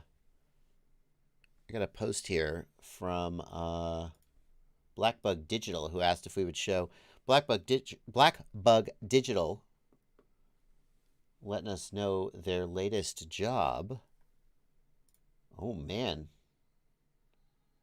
Good thing you're not in the USA, flying over all those people. This looks like a Mavic or something. Looks like it's a gimbal stabilized to me. Oh, no, I take it back. That looks like an FPV drone. Just nice stabilization, I suppose. Oh, now we're out on a street. Beautiful, beautiful. I can't wait for people to get more used to the way that FPV drones fly. They're still not used to the camera moves, and they find them disorienting, but it's so beautiful. Look at all the color. Man. Nice flying, man. Nice results. You see the camera struggling with the exposure there? This is what I was talking about. You see how as he lifts up, it gets darker? The camera's really struggling. The sun is in the sky, and the camera's exposure algorithm is stopping down but now the ground is getting dark. This is really tricky, because if you had it on locked exposure, the sky would be totally blown out. It's really tricky to get this right. See? This could be opened up a little more, and so you see this a little better. You could always keyframe it. It's pretty tricky though. You really need that's what you get when you have like a pro cinema camera, like a Red Komodo, is you get the additional dynamic range to have both the shadows and the highlights. I would guess this is a GoPro, although I guess I shouldn't assume. What camera are you using here, Blackbird Digital? Nice moves. Man, you really do not want to crash over these people, I tell you what. You really do not want to put one down. You got these power lines here. Whew. You hope this is a small drone. Aber the Ham says, what I need is settings that need the least amount of fixing in post. Okay, Aber. Then I would say use the standard color profile. Got it, but first you'll have to unlock your device. Shut up. I'm not talking to you, Google. Aber, use the standard color profile and lock white balance at the correct value, and then just go do your thing. That's what I would say. All right. We got about 3 minutes left. I got to get these last super chats. T-Bird FPV, thanks for a $2 super chat. Apparently, Ciati is not streaming today. Fair enough. Hope he's working or doing something fun. Creative Solutions Digital Marketing, thanks for 25 HRK. Backlinks will help a lot. Spell help a lot with the visibility of your webpage. It's in the search engines. I mean, sure. Yeah, but how do you get backlinks? Coelho FPV, thanks for a $5 super chat. Remapping the pin IO to the SH momentary switch on my Radio Master toggles the bones as expected. Life is good. Yep, that's one way to do it, Coelho. Glad you got it working. The momentary switch behaves more like the GoPro expects. With a 3-position switch, you have to go click, click, and it doesn't work how you would think it would. I think we're caught up on super chats. We've got about 3 minutes left in the stream. If anybody leaves a super chat. What about aspect ratio? 16:9. But super view. 16:9 with super view for freestyle is the way I would do it.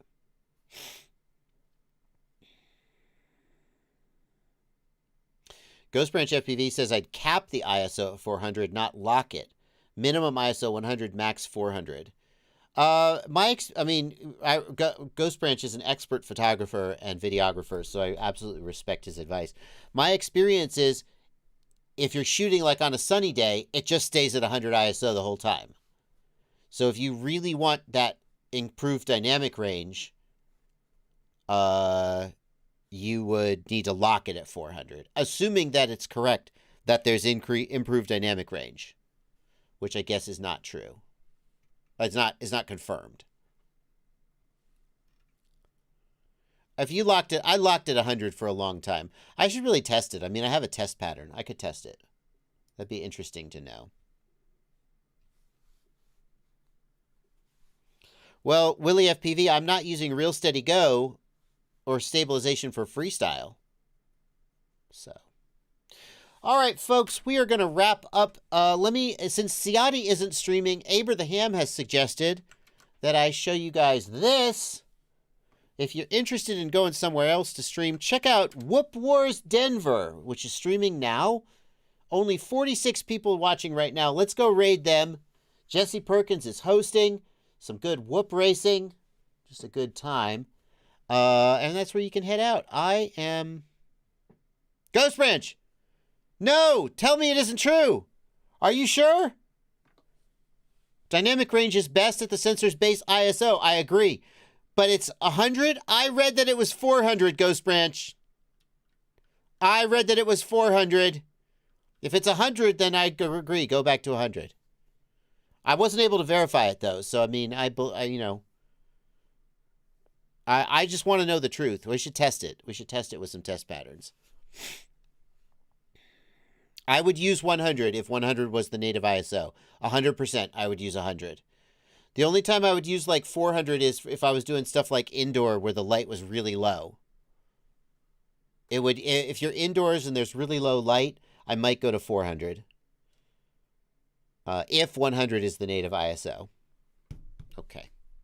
All right, folks. We're going to wrap up. Thank you guys so much. I'll see you tomorrow at 8 p.m. Eastern Time.